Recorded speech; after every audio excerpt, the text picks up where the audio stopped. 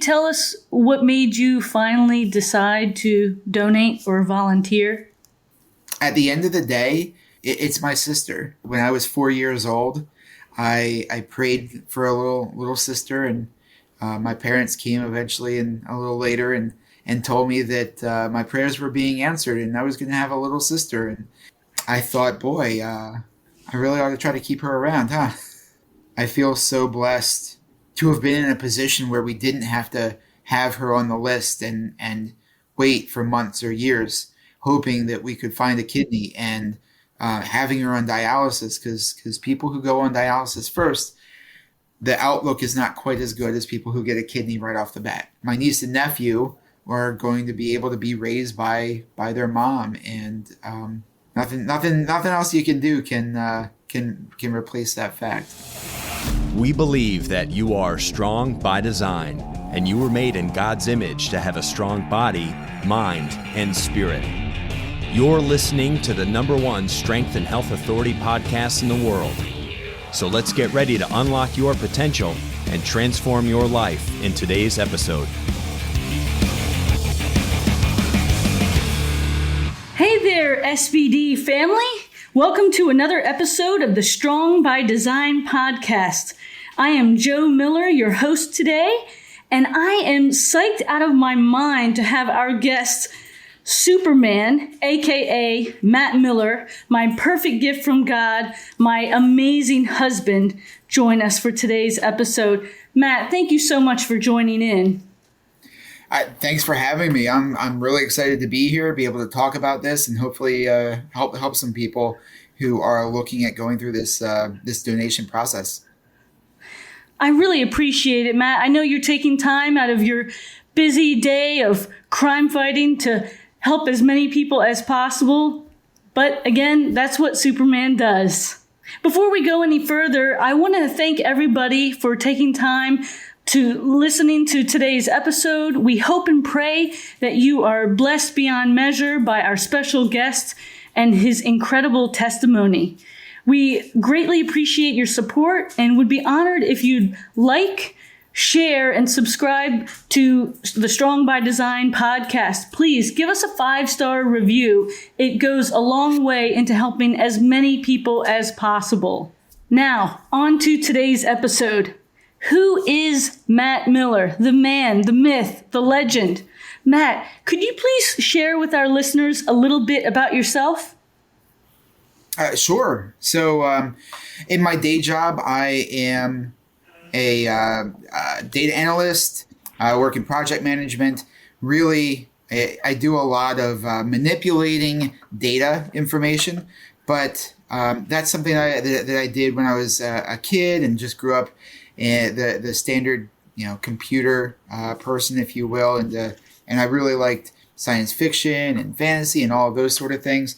But somewhere along the line, I also got really interested in the martial arts. And so that's something that drove a lot of my life. And I started in Tiger Claw Kung Fu.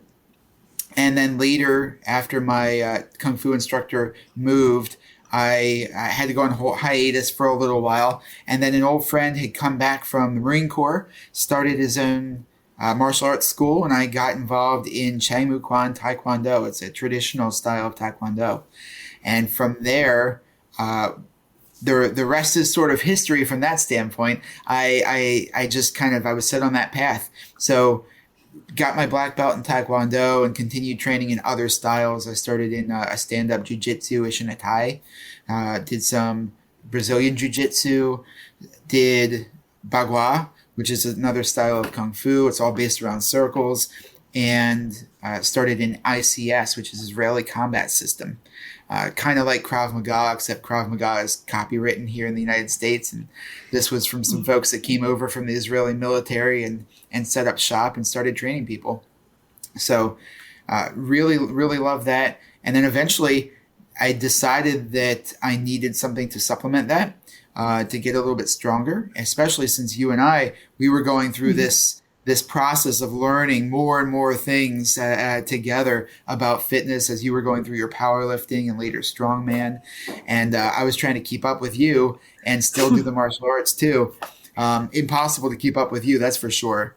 but ended up getting my USAW Olympic lifting certification so I could supplement that martial arts, and found out that I really liked lifting. So as it turns out, not only do I love computer programming, but I love programming fitness as well. So not just building workouts, but then plugging them all the right pieces in the right ways to do a good solid program for whatever the desire is. It's really just fun. So we own Miller Time Fitness together, and we also run livefit.net, which is a fitness and wellness website. My hope is that for this episode to be able to take a look at somebody who really loves fitness, who really tries to stay in shape and lift, and who's going through that kidney donation process. What does that look like? And I've seen people ask that out on Quora and other places online. So how do you come back from that? What does it look like, and what can you do? And not everybody is lifting the things that we're trying to lift, or do the skills like CrossFit and things like that, different kinds of functional fitness. So it might be different. Your recovery might be different if you're not trying to run big races and do martial arts, which is kind of tricky after a kidney donation anyway, and lift heavy weights. That recovery looks different than somebody who is. Wonderful. Well, for you folks out there, I just want you to know, with all that training in many different styles of martial arts, he looks so sweet, sounds so sweet, and he is. Thank goodness, because he is a deadly weapon. I wanted to share a little bit with our listeners about how we met, just a quick little snapshot about that. It was our faith in God and our love of martial arts that really brought us together. We met while back in college at Towson University at a Bible study for Campus Crusade for Christ. We connected instantly. We actually got food later that evening after the study with my identical twin sister and some friends, and we talked for hours and had amazing conversation. It was incredible. And it was starting to get a little late, and Matt, the gentleman that he has always been, offered to drive me back to my dorm so I didn't have to walk back alone in the dark.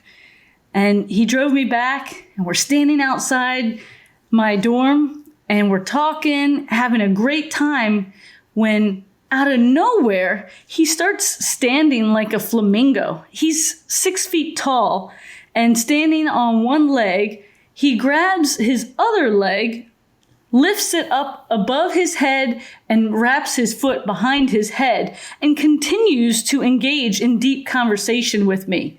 And I remember thinking, this is one of the wildest things I have ever seen. Also very different to do while talking to somebody. And I just remember thinking, wow, he definitely is the one, and I can't wait to marry him someday. And that was the first day we met. Thank goodness you had those thoughts too. Oh, I couldn't help it. It was undeniable. And then martial arts continued to play a big role in our relationship. We were friends at that point. But then, remember our first date? Matt asked me out and had me come over to his apartment, and he made this unbelievable dinner. He really impressed me with his cooking skills, one of his many skills that I absolutely love. And he made filet mignon, garlic mashed potatoes, French cut green beans with slivered almonds. The meal was delicious. And again, more conversation continued. But remember what happened with your roommate later that night? Yeah, my roommate came in partway through that, and he said, I heard all this grunting and panting out here. What's going on? And he found us on our knuckles doing knuckle push-ups in the middle of the living room. And he just looked, and he shook his head, turned around, and walked away. And he said, yeah, I should have known. That was amazing. That was the perfect first date. Nothing like knuckle push-ups to really get close to somebody.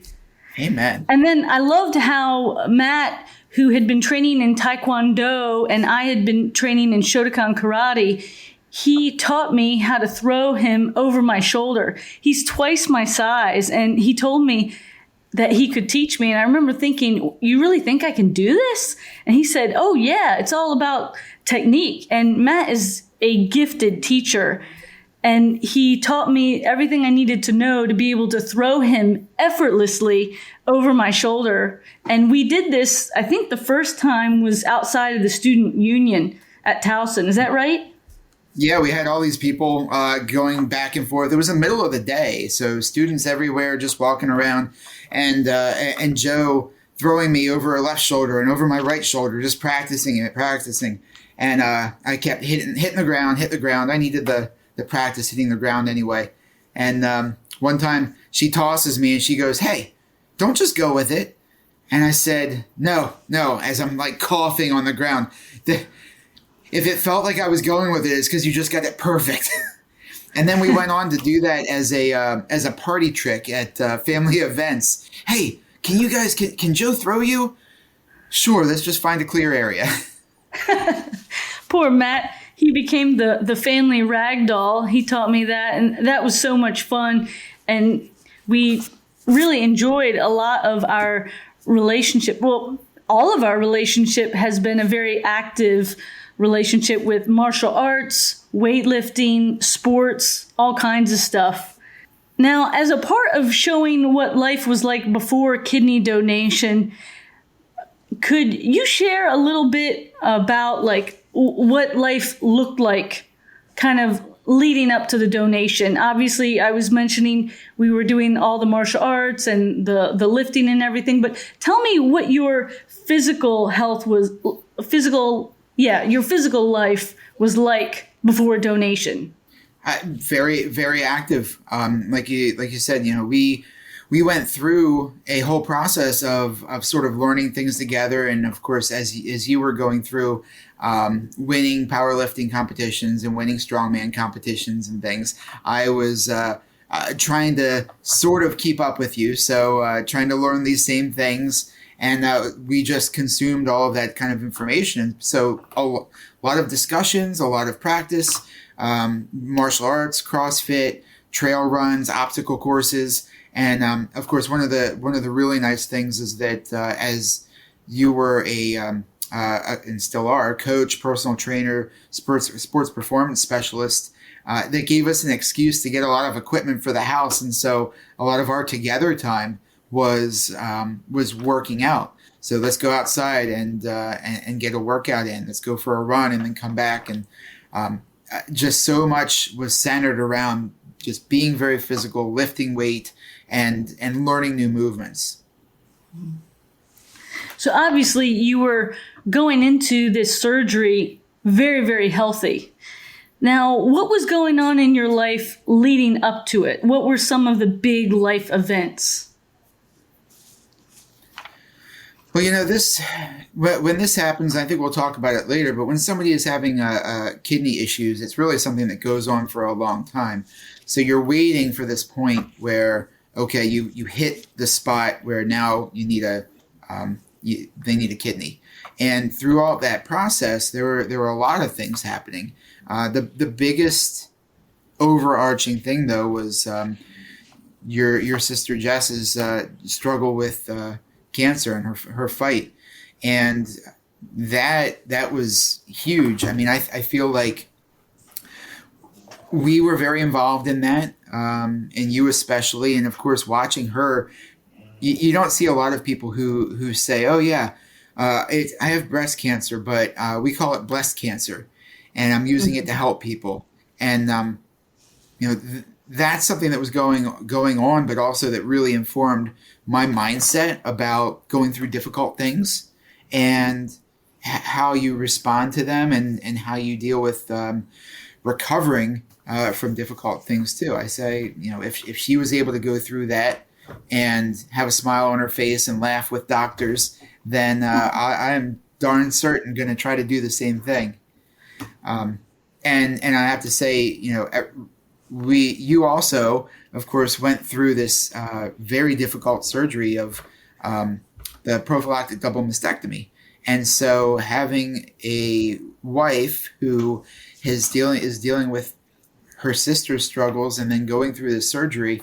And you and Jess had that same sort of mindset of we're gonna go through something and we're gonna smile through it and we're gonna make the people around us laugh and we're going to fight all the way. And so I had you guys were double trouble, and I had double inspiration. Oh, that's so sweet. Thank you, Matt. Now, those were some things that you used to draw on some inspiration or wisdom, but you also had your own wisdom coming from your own life experiences specific to you, such as some major surgeries. You had major reconstructive ankle surgery only 3 months after my preventative double mastectomy. That was quite a year. And then a few years later, before the kidney donation, you also had major shoulder surgery. And with that shoulder surgery, didn't they say that was one of the worst severity of injuries that they had ever seen? Well, firstly, the ankle surgery, that was huge, and that was something that you learn lessons from everything that you go through. And you're right, when I think about those times, that those surgeries are in there, but they're so superseded by the other stuff. But when I went through the ankle surgery, that recovery, come to find out, I really could have pushed harder to recover. And of course, you always are listening to what the doctors are saying. You want to go through physical therapy and listen to what they're doing. I'm not saying that it's a matter of going beyond what the doctors are saying, but taking ownership a little bit more. I wish I had asked more questions for that one. Because when I got to physical therapy, the therapist said, oh, you could have been stretching this and putting some weight on it. And it's this physical therapy is going to be more painful to start with because of that. And I didn't realize that I could have already been manipulating it some. So yes, when I got to shoulder surgery, you go in. As you're going in, the surgeon says, okay, you're going to be in a sling for 1 to 2 weeks, and we'll start you going into PT. And then when you come out, and he says, I'm really sorry, you're going to be in that sling for 6 to 8 weeks. This is the grade. We haven't seen that except in textbooks. I didn't really think that was a real thing. Wow, really? Okay. So he had to do a lot more repair than even he was expecting, and that ended up being could have been an overwhelming process. But then with your help, we were able to figure out things, because I said, okay, well, this is an extremity. I knew what happened last time. Let me not lose any fitness if I can help it. So it's my shoulder. So we go through a certain period where it hurt a lot and we had to ice it and all that. But once I got out of that, it was, okay, I can work my core. I can do air squats. I can put a strap and do deadlifts with a strap instead of gripping it. We bought a safety squat bar so that I could hold the bar in place by holding it in front, because it takes a long time to get in the back, to get that flexibility back. So we found ways to modify to keep the fitness moving forward and keep it up. That's incredible. That kind of reminds me of the UCLA famous basketball coach, John Wooden, who said, don't let what you can't do keep you from doing what you can. And that is something that you have been the epitome of through many surgeries, many tragic life events, hard things where there were limitations presented along the way, but you always found a way to get something done, no matter what. And I have enjoyed seeing you conquer all these things and not let it hold you back. Well, I have to say it helps a lot to have someone as knowledgeable as you by my side, helping me figure out all of these things. So that would not be happening otherwise. Okay, Matt is so sweet. I want you guys to know I am not paying him to say this stuff. He just showers the praise on me like nothing I have ever known. So thank you, Matt. You're very sweet, but he definitely has that in his core already. But thank you. So people must be wondering what happened that even led to a donation even being a thing. Your sister Erica, what happened to her? And tell me about the process that led up to you donating. Sure. So my sister Erica was seeing signs that she felt like were worrying for many years. And this is something where I'm going to throw out a caution to anybody. Go with your gut. If you think something's wrong, get it checked out. If you still think something's wrong and they say it's not, go get a second opinion. Go with your gut. So she went in over the course of about 5 years each year with symptoms that she was worried about. And our doctor at the time kept saying, no, this is fine. You're okay. Nothing's wrong. Finally, she did go to a specialist and they said, your kidneys are failing. Wow, really? At the time, she was in her mid-20s. And we certainly didn't think that was normal. I mean, why were your kidneys failing? It's not like they could specifically point at anything. And we have our guesses. But even today, we don't know what caused that failure. So when that happens, your numbers decline. So it's not like they fail overnight. So there's a whole process of trying to work with the doctors, trying to do medications, change your diet.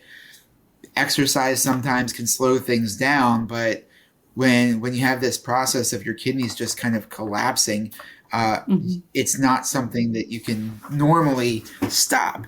It's something that you have to sort of prepare for. So we knew for many years that at some point she was going to need a kidney donation, or she was going to end up on dialysis, which we didn't want, obviously. And that's unfortunate, but at least there are machines to do that. Dialysis is a machine that you run your blood through and it filters your blood. So your kidneys normally filter toxins from your blood and they create urine and you expel it. But as your kidneys fail, they're not able to do that as well. And so you have buildup of toxins in your blood that you're supposed to get rid of. That we still don't know exactly what caused it, but it was a long process.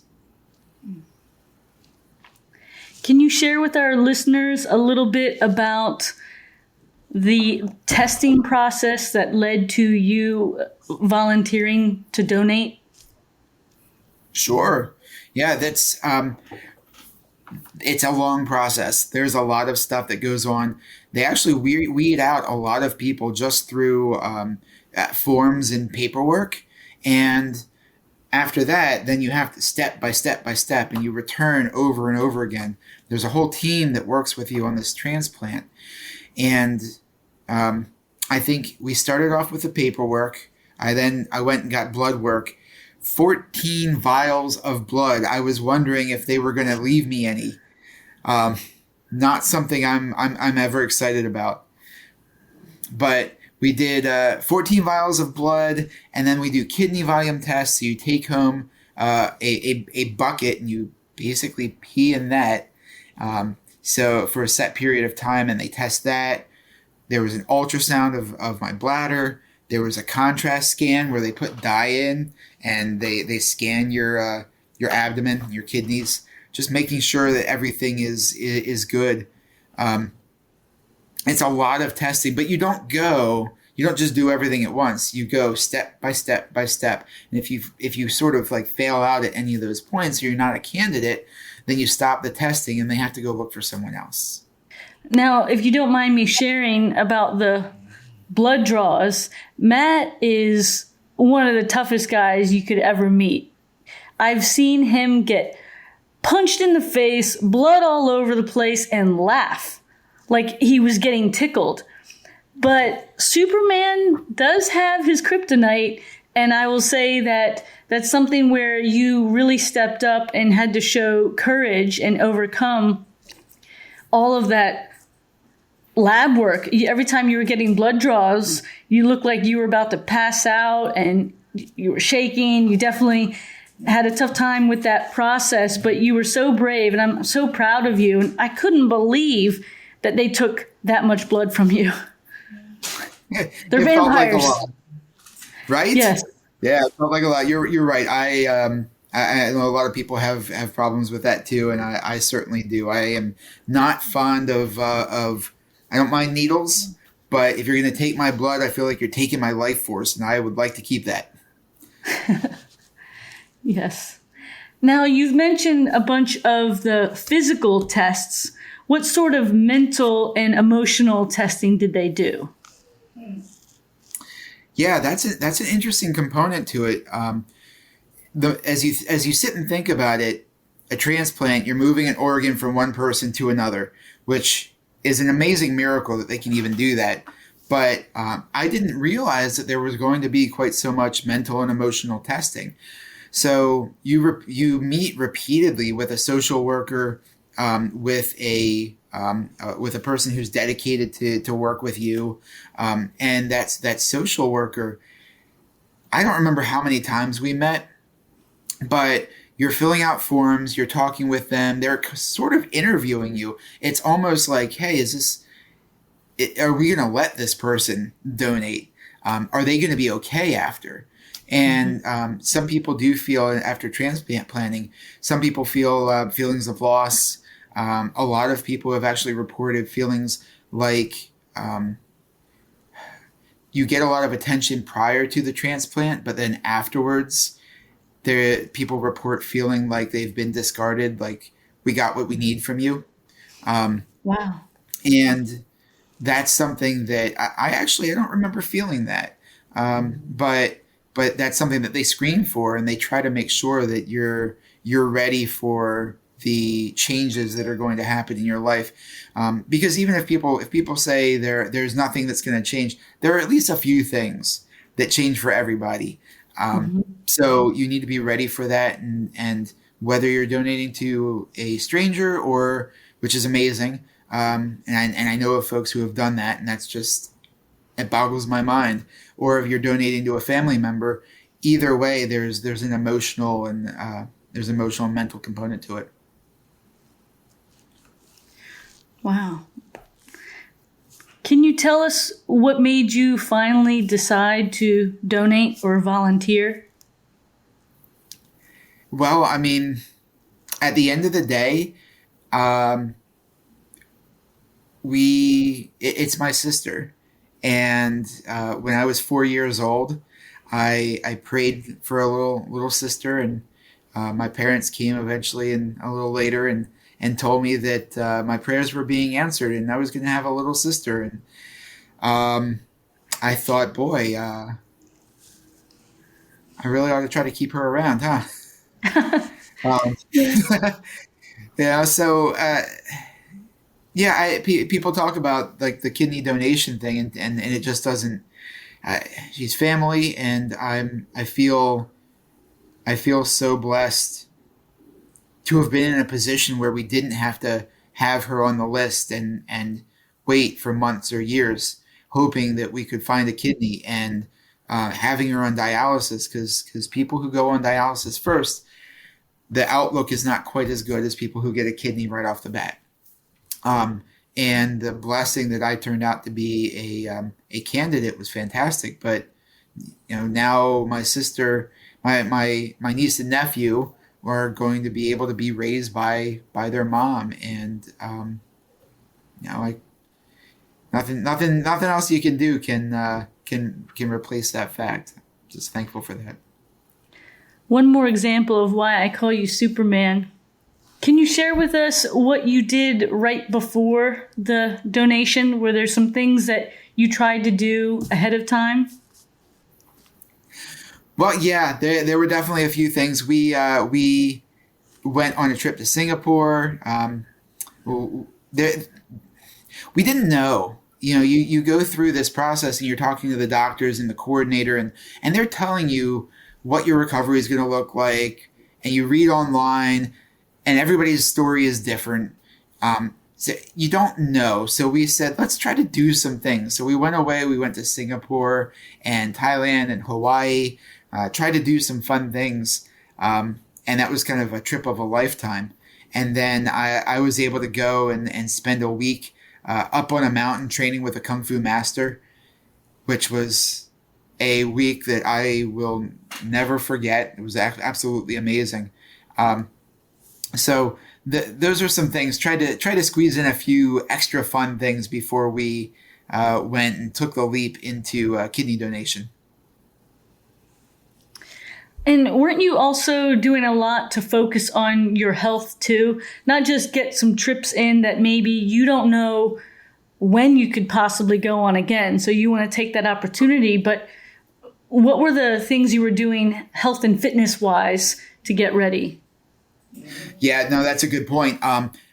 Anytime you're going to have a surgery, whatever kind of surgery it is, the better health you're in, the better shape and the easier your recovery, the better your body will recover. So I was really trying to kick it into extra high gear, eating super clean, working out constantly, trying to just get every system in my body into as close to perfect shape as I possibly could. I wanted to ramp up as high as possible so that whatever decline there was, I'd be further up and cut off as much of that decline as possible and just recover easier. Yes, I remember that vividly. It was like watching the Rocky Balboa training montage. You really kicked everything into high gear. It was very inspirational.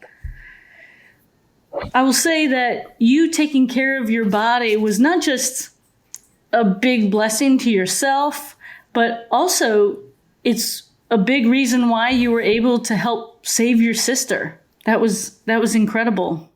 I mean, if you had not taken such good care, then you wouldn't have been able to go through with the surgery, right? Yeah, exactly. There are a lot of factors that immediately disqualify you from doing a surgery like that. So everything from any variation of diabetes, the sugar thing is a big one. So diabetes and insulin resistance and anything like that, for most people, is immediate a no-go. And there's a whole list of other health issues. So if you're in really good shape, you're a lot more likely to make all the cuts. Now, certain things obviously are just matches. You have to be a match on a series of different tests that occur. But otherwise, there's things that it doesn't matter. If you have type 2 diabetes, you're probably not going to make that. So if I had not been in decent shape, I'd have not been able to help her. And I'm sure a weight limit, and you mentioned the testing with the blood. Can you share about the story with your blood type? I can see the light bulb go off. Yeah, it was amusing. We always thought I was at one blood type, and I can't remember, B positive maybe. I thought it was A. You thought you were A positive. I'm B positive. A positive, and they came back after testing and said, "Oh, you're O positive. You're a universal donor." And I was like, "No, I'm not. I'm A positive." And but no, we're sure. We just tested. You're O positive. I'm like, oh, my parents have been telling me that I was A positive for years. Well, if you weren't going to have the right blood type, to find out you were O positive, a universal blood donor is the best scenario right there. Thank goodness. Exactly. That worked out. In terms of when the surgery happened, how did that come about? Is this something where they schedule it, or do you have a say at all when it happens? You know, that's something I'm glad you asked that. It's really surprised us. As soon as we found out that she was going to need a transplant, different family members, my parents, me obviously, and some other folks started asking, well, okay, can we start getting tested? And the answer was no. So I didn't even realize that that was a possibility. And come to find out, even a very healthy kidney may not, it's not going to last forever. And what they want to do is balance the length of a donated kidney with how well the person who needs that donation is doing. So until they get to a certain critical level, they are definitely not going to do a donation, but they don't even, they won't put you on the list until a certain point, and they won't start testing potential donors either. So once Erica got to that point, we were able to start going in and get tested. And once I made all the tests and they said, okay, you're going to be a valid candidate, we can do this with you. At that point, we actually did have some flexibility. So we were sitting on it for a while. We wanted to see, what would happen. How was she feeling? And of course, she was feeling terrible because her kidneys were just not filtering the way they were supposed to. But we had this flexibility, and there was like a critical point. And what we decided after doing a lot of research and talking and a lot of prayer was we don't want her to get to the critical point where she needs to go on dialysis while we get the donation scheduled. And for us, it felt like life was sort of on hold. I don't know what's going on. 3 months from now, I might be having surgery, or 6 months from now, or 7, or whatever. So at some point, we just made the decision, okay, in order to not let her get on dialysis, not risk that, and to take control of our life, let's set a date. This is when we're going to do it. I was able to work with work because we knew exactly when it was going to happen, set things up with them, and set things up with the family. And we were able to make a plan that way by not waiting till the last minute. Can you share with us some of the risks the doctors mentioned to you? You mentioned the sugar tolerance earlier, but stuff about kidney compensation, impact sports, hydration, that kind of thing. Can you share some of those? Yeah. So when you donate a kidney, what happens is that over the following 3 to 6 months or so, the one kidney that's left will grow somewhat to help to compensate. And that somewhat is roughly 60 to 80% of your original total filtration capacity. So if the kidney really does a great job, then you may have 80% of what you had before. If it doesn't compensate as well, it may be 60%. But either way, you can survive just fine with just one kidney. But that's because of that compensation. So that's one thing. You don't know how much it's going to compensate. The other things are you have to be more aware of the water intake, because with one kidney and whatever filtration capacity it has, you need more water to filter, to help your kidney with that filter process. The more water you take in, the better it filters. Also, the better if you're drinking protein or eating protein, you need more water the more protein you take in. And more protein means more work on the kidney as well. So you really need to kind of watch the protein intake, increase the water intake. You can't have ibuprofen, naproxen, any kind of NSAIDs. So that includes aspirin as well. That's been something that was really interesting to me. So I have had a couple of other injuries here and there, and I'll go in and say, oh yeah, I've got this, my elbow is hurting, and they'll look at it and they'll say, oh yeah, you've got some inflammation there. We're gonna give you a prescription anti-inflammatory. Oh no, you're not. Sorry, doc. I donated a kidney. Oh, okay. We can't do that.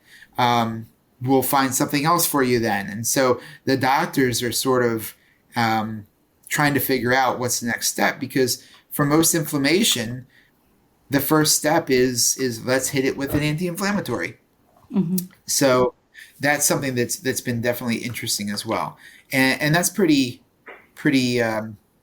significant as well, because that's even something if you're hiking the Appalachian Trail, which I've done a number of times, and something starts hurting, if you twist your foot or something, Tylenol is not going to have the same effect, because you can take Tylenol, it just does not have the same effect as some of those anti-inflammatories. You also can't take creatine. That's exactly what I was going to ask. Yeah, there's certain things you just can't take because it puts too much load on the single kidney. So there's definitely some things that you have to be aware of going into that, and how that's going to just change. And with you doing martial arts, that's a dangerous sport, very physical. What does that mean for somebody who donated a kidney or who has one kidney? Some people are born with one. That's true. And, I've tried to turn it a little bit. I say you can only do a kidney punch on me on one side. So you might be surprised. I may not react as much as you expect me to. But they do want you to be extra careful of that, because if that one kidney gets injured, then you don't have the backup. So kidney punches are just a thing.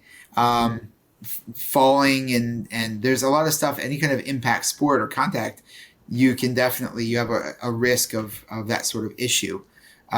Fortunately, I will say it's not as much of a risk for the donor as it is for the person who is receiving the new kidney.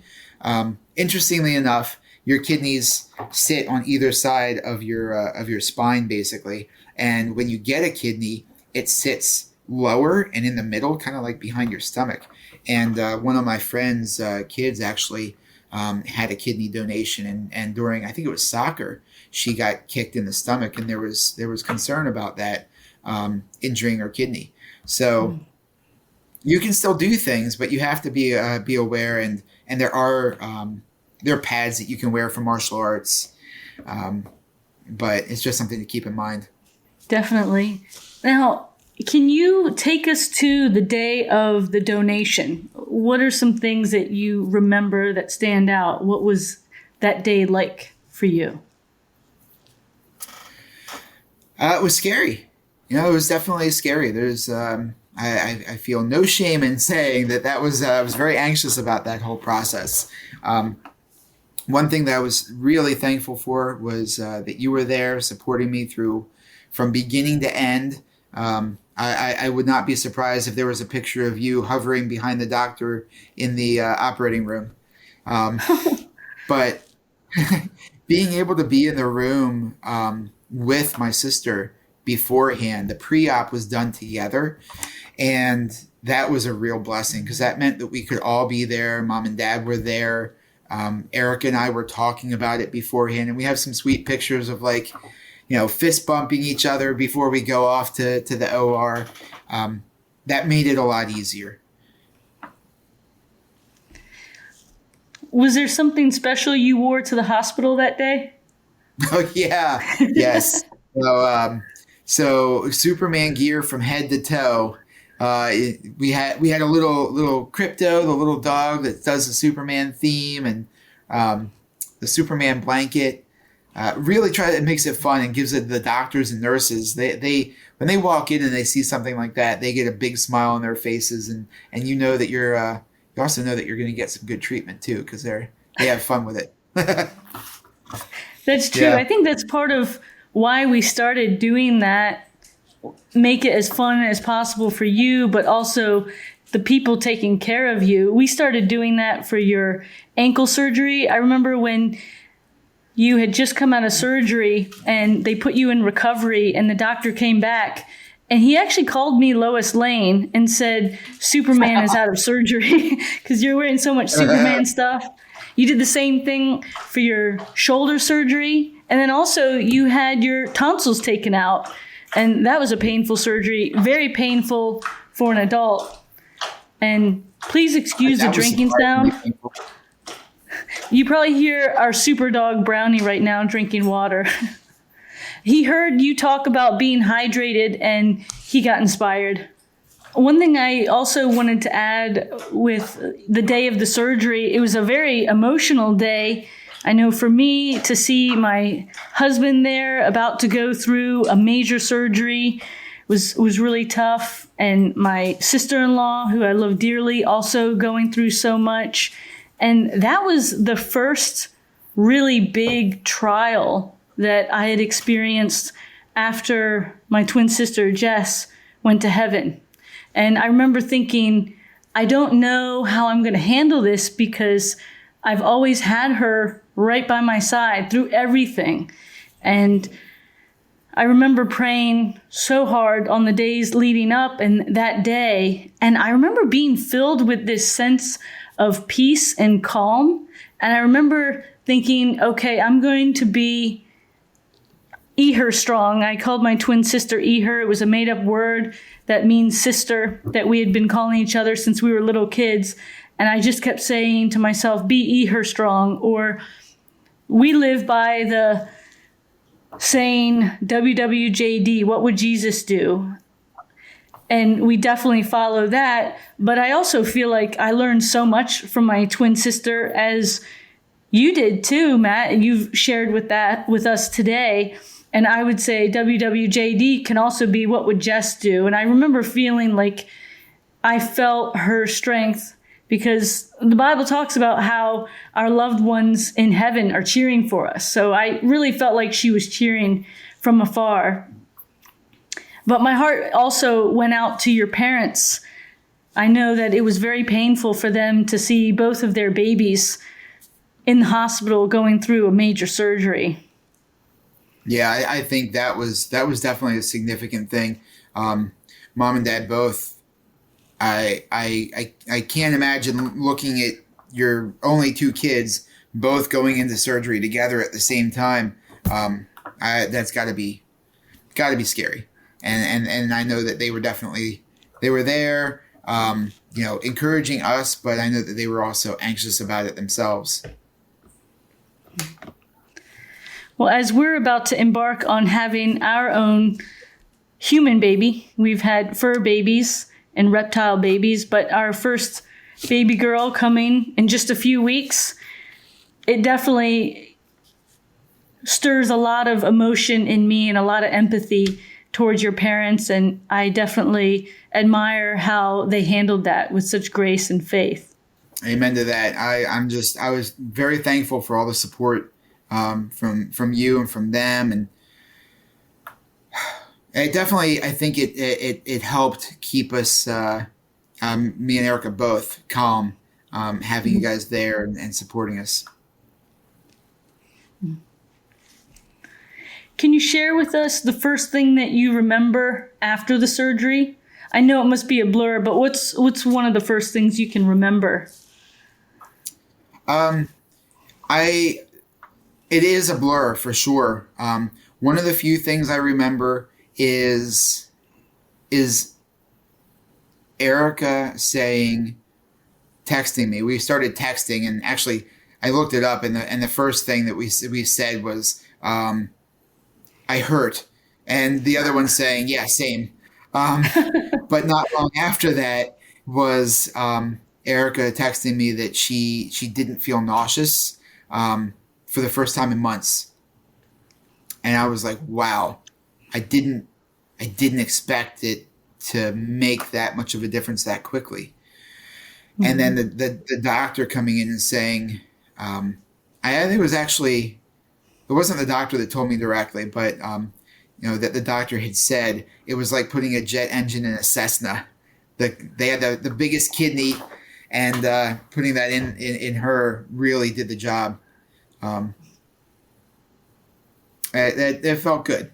I was dizzy and confused and hurting, but it felt good to know that it was working already. And I'd like to add that a really good friend of mine came, Jamie Klein, who had someone donate their kidney to her when she needed it several years prior. And Jamie came the day of the surgery and was there while I was in the waiting room waiting to hear what happened. And she was so sweet, super funny, caused shenanigans, a great distraction for me. And then she also just shared a wealth of wisdom on what to expect leading up to, day of, and the days that followed. So thank you, Jamie, for all that you did. Yeah, it was definitely nice having somebody directly available to talk to. And she, I think, also talked to Erica some as well. That really helped to be able to ask questions. Mm-hmm. I wanted to share the story about when you were in recovery, the days after the surgery. You were in a lot of pain, and they were supposed to be administering pain medicine, but we had a miscommunication, not on your part or mine, but there was a misunderstanding by the nurse. Can you share a little bit about what happened? Yeah, so I came out, surgery was Thursday. I think by 4 p.m. I was kind of conscious. And the next day, there was some kind of confusion where the nurse was asking me about my previous history of pain medication. They were trying to figure out exactly what to get me on and what to keep me on. Because, of course, you've just got a kidney out. Things are different. And it's the second day after having the surgery and with all the anesthesiologist. So I mentioned that when I had my shoulder surgery, I had taken Dilaudid.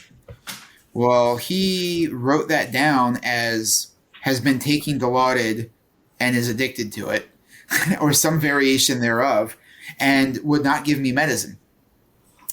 It had been years since I had, or at least a year since I had been had that surgery, and even then, I only took it for like a week. Yeah, that's it. So I spent Friday, the beginning of Friday, in a great deal of pain until the doctor got in and found out. I know you guys were hunting for him and trying to get the doctor in to overrule this nurse. And the doctor was horrified. The doctor was basically like, you just had a kidney out. Of course you need something strong. Like, come on. So he fixed that. The rest of the day I was actually able to get up and go see Erica in the other room. But wow. If you're going through anything like this, it's helpful to have somebody there who can go hunt down the doctor for you if something goes wrong or weird. And I was there to be your advocate. I believe everybody needs an advocate. You shouldn't have the patient having to handle that. You were speaking up, but I was also speaking up. He still wasn't understanding it correctly, and it took a lot of pushback before the doctor came and got things figured out. So it was definitely a lesson in that sometimes, even if they say no or they don't understand something, be persistent, get the care that you deserve, and make sure you're well taken care of. Yeah, for sure. Be your own advocate, and if you can have people there with you to be your advocate as well, very helpful. Mm-hmm. You were in the hospital for a few days, and then you got released. Can you tell us about the first few days at home and what that was like? Yeah, I mean, even then, it's the first few days were surprisingly fatiguing.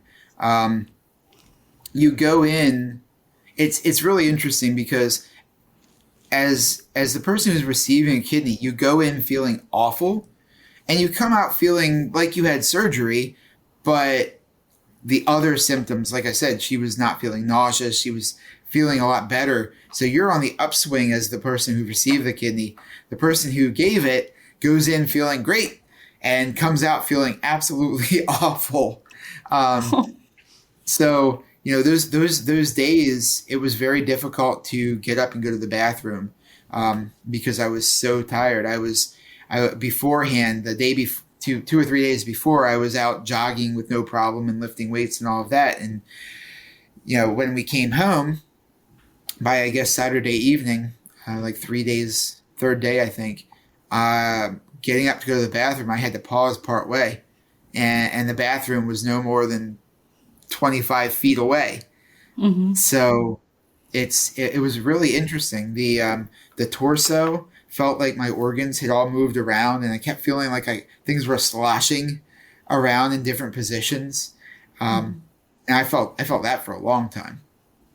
There were a lot of issues, and I definitely remember day 5 was a glorious day. The, that was the day where I got to post the Facebook message with a smiley face, about 20 poop emojis, and another smiley face. The struggle is real, especially after that an abdominal type surgery. That was absolutely. That was hysterical. The reactions you got on Facebook, everybody was just stunned. Yeah, that was pretty fantastic. I love that.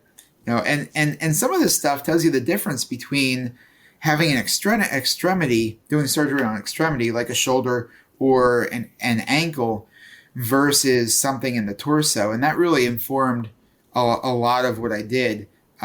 It's different to, okay, my ankle hurts, or I can't lean on my ankle, that stinks, versus every movement. If I want to twist to the side, no twisting. You cannot. You can only get things in front of you. Getting up. If you think about standing up, your core tries to stabilize. As you're walking, your core tries to stabilize. If you bend down to get something, your core is like, you suddenly are aware how much your core is engaged in everything you do. And it's, so not only are you fatigued, but you're limited, much more limited for a while on what you can do. And it's a little harder to work around. Would you say that somebody who goes through a surgery like this could laugh, maybe even attend a comedy show just a week after? I wouldn't have before. Well, but now I certainly would. After we did have a comedy show scheduled. It was a Christian comedian, Michael Jr. It was amazing, and Joe was definitely trying to say, look, I don't think we should do this. And it wasn't supposed to have been on that day. It had gotten rescheduled. And I said, no, we're going. We can do this. We can go out there. She was like, no.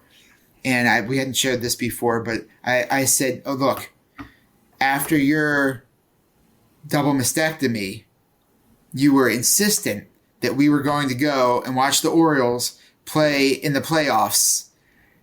And we walked around covering you up to make sure nobody bumped into you.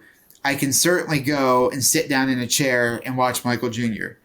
And we did. I brought a pillow, pressed it against my stomach every time I laughed. I think I was the only person in the room saying, please don't make me laugh anymore.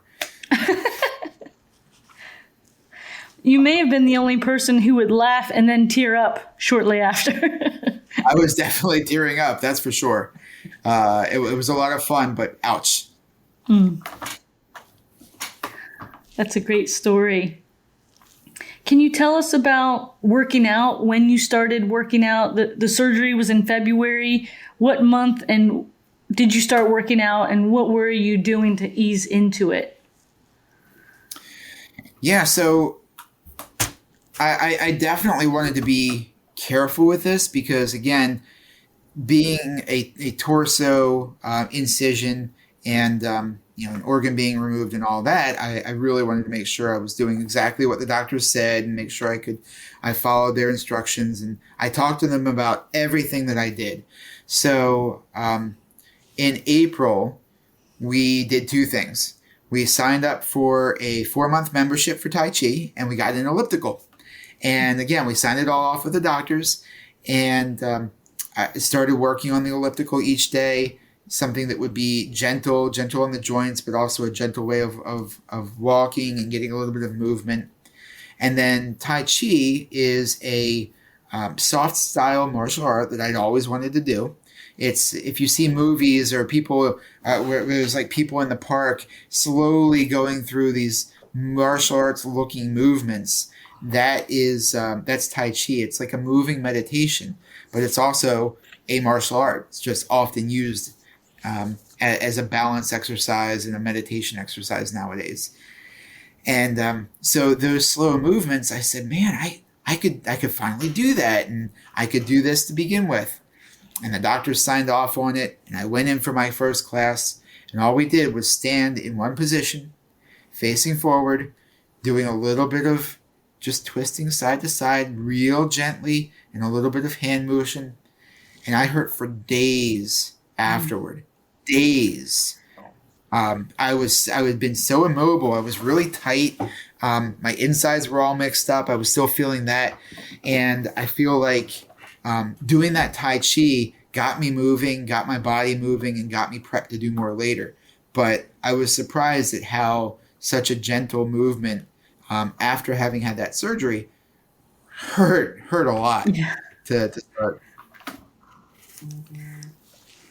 When did you start lifting weights again? So May 5th, that was the 12-week mark, and that was the day I started lifting. They said before then I couldn't lift more than 20 pounds. And I started lifting. I eased into it very carefully. So I was just trying to do low weights, do a few reps at a time, and just make sure that my body was holding up, and that I had this sense of they did stuff to my insides, and so I wanted to be really careful about that. But I quickly noticed that I was feeling better, and I was able to slowly add more. So I was easily fatigued still, even at that point in May, and I couldn't stabilize as much because when I was trying to do like core activation, it was really painful and uncomfortable. Even to the point where like I tried to do at one point a plank, and I remember thinking, I feel like there's seams coming apart. This is not good. So I stopped immediately and just put that on hold. But interestingly enough, just to provide a little bit of context, May is also, I think it was the end of May, is when we went to Tennessee. We did a trip to CrossFit Mayhem.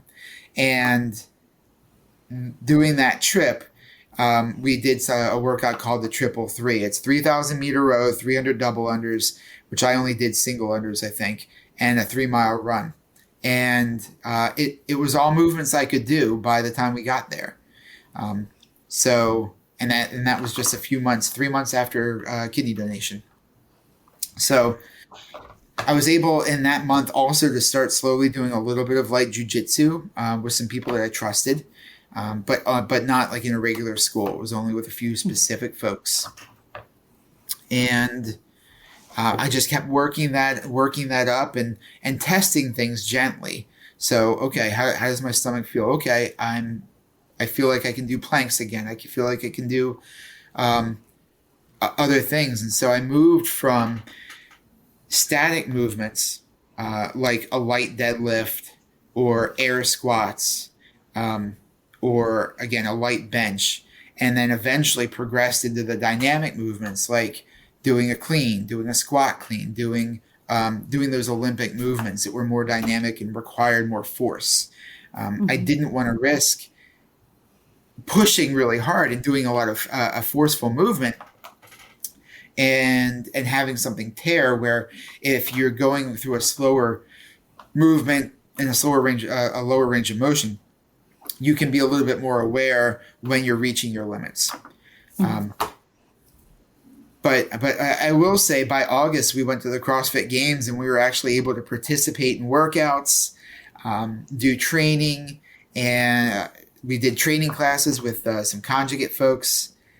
Really got into it. I went and looked up before this a video or a picture of doing we did double unders and a ski erg and squat cleans. It was 115, so it wasn't real heavy for me.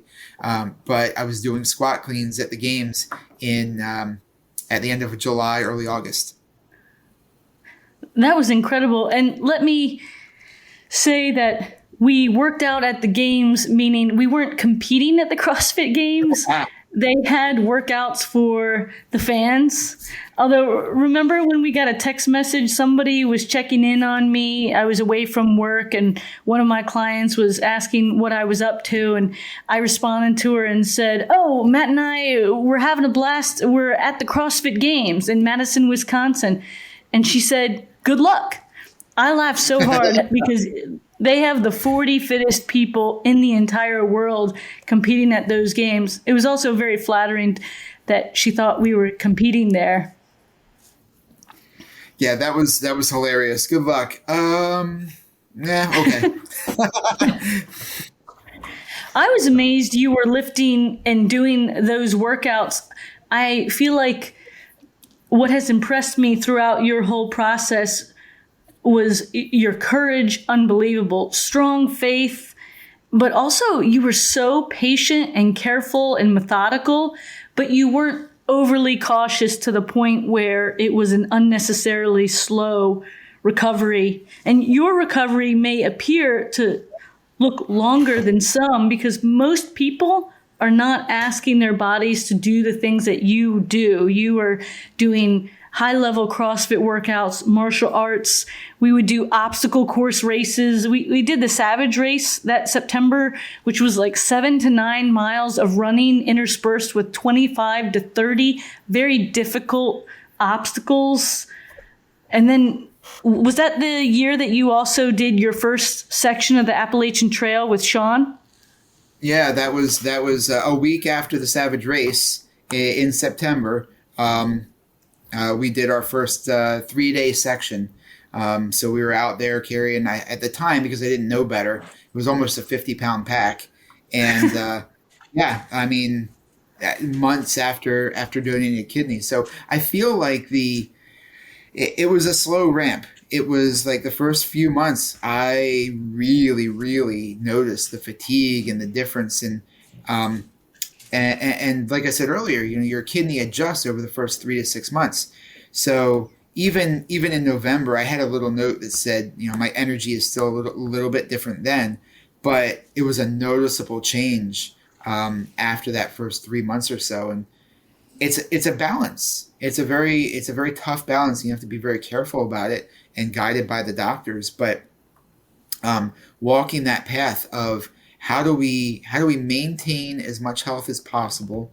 How do we get back as quickly and as soon as possible and continue and keep growing from there? And at the same time, how do we make sure that we're not jumping in to the deep end a little too soon and risk anything? Like I said, the worry about feeling like I could feel seams pulling was a pretty big clue. I needed to back off at that moment.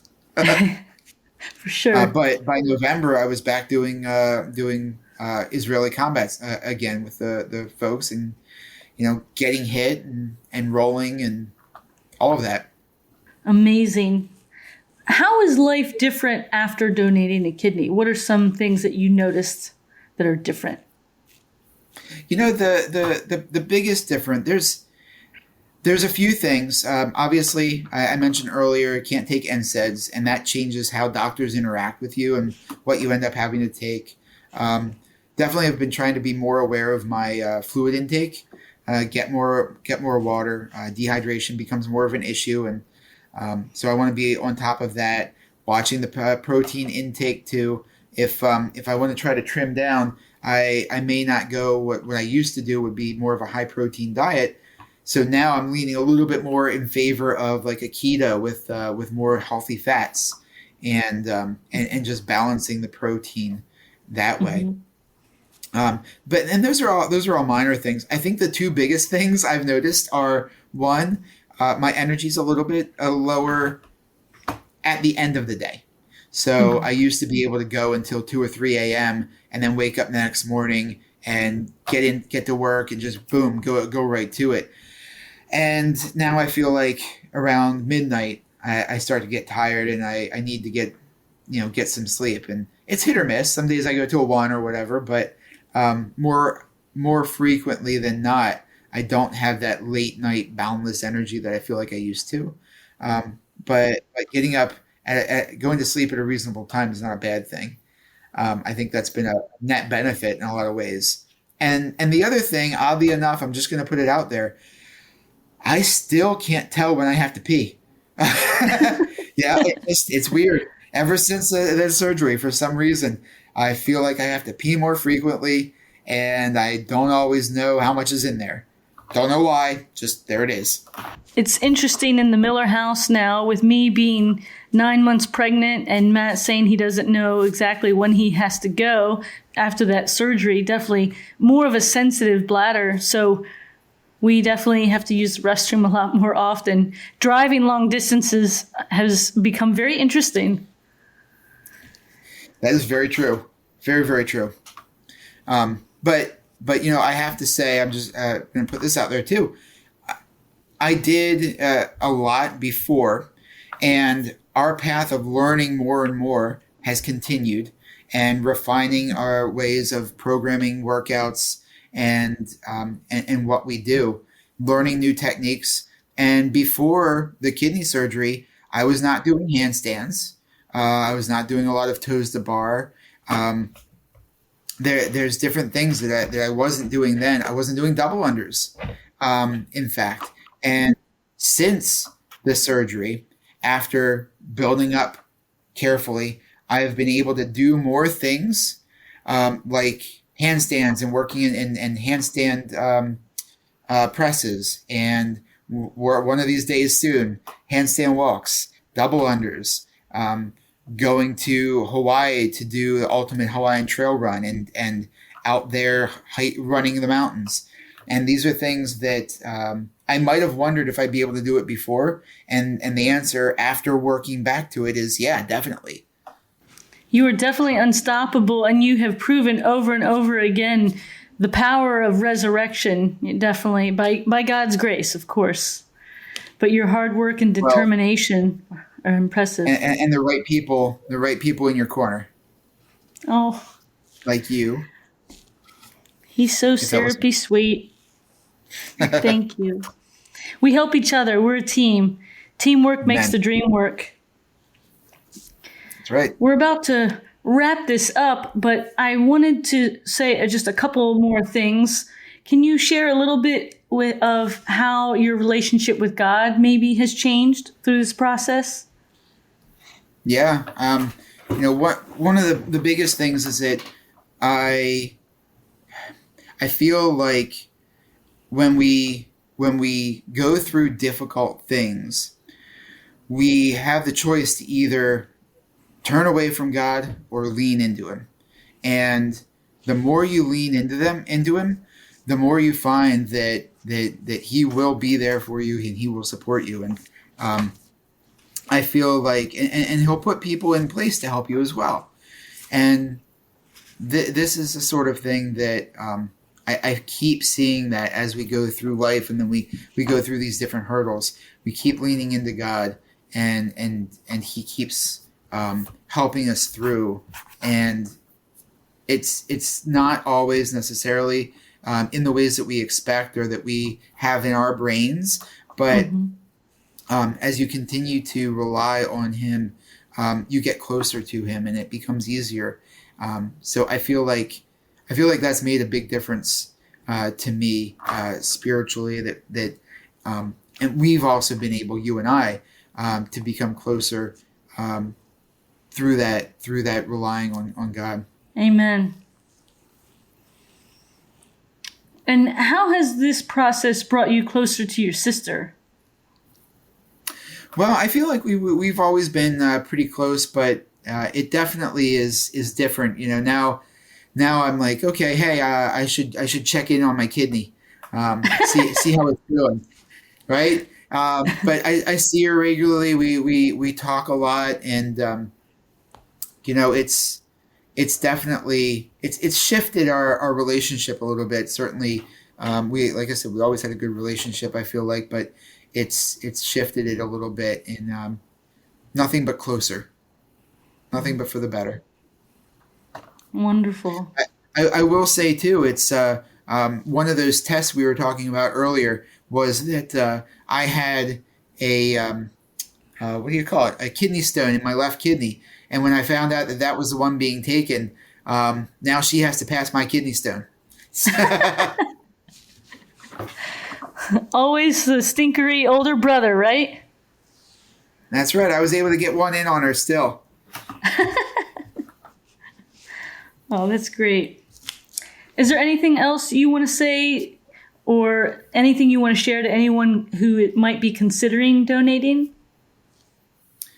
Yeah, I mean, the biggest thing is that this is a huge gift. If you're donating a kidney or another organ, like a liver is another one that can be donated. And just get in there and yeah, certainly you have to think about it seriously, search yourself, but you can get tested and start that process, and they'll work with you to make sure that you are ready. But it's a huge gift to give to somebody, and if you're somebody who is for whom fitness is important, don't worry. You can do stuff. You can get back out there and keep doing things after donating a kidney. You just gotta be determined, and if you can, put some people in your corner to help you with that process. But it's very doable, and you can be back and even better than before. Amen. And for those of you who would like to read an article that Matt wrote about the donation process, you can access his article on our website at www.livefit.net. And what's the title of the article? If they just write kidney, they should find it, right? Yeah, if you search for kidney, you should find it. It goes into detail and has a lot of pictures. It's called Kidney Donation, What's It Like? A 1-year review. It's an excellent article. Highly recommend it. If you or someone you know is going through this process, please check that out. And then if they wanted to contact you, if someone had questions, they could find a way to contact you through the website. Yep. There's a number of ways through the site, through the contact forms. So yeah, there's a few methods there. Awesome. Well, Matt, Superman, thank you so much for taking so much time out of your day. We can't thank you enough. Really grateful for your story. You are such an inspiration, and I am beyond blessed to call you my husband and better half. And I know that this episode will bless countless people. So thank you. And for all of you listeners out there, have a great night and God bless. Thank you so much for listening to the Strong by Design podcast. If you found value in today's episode, please subscribe so that more people can find out about our show. Plus, you don't want to miss any future episodes with the amazing guests and topics we have lined up for you.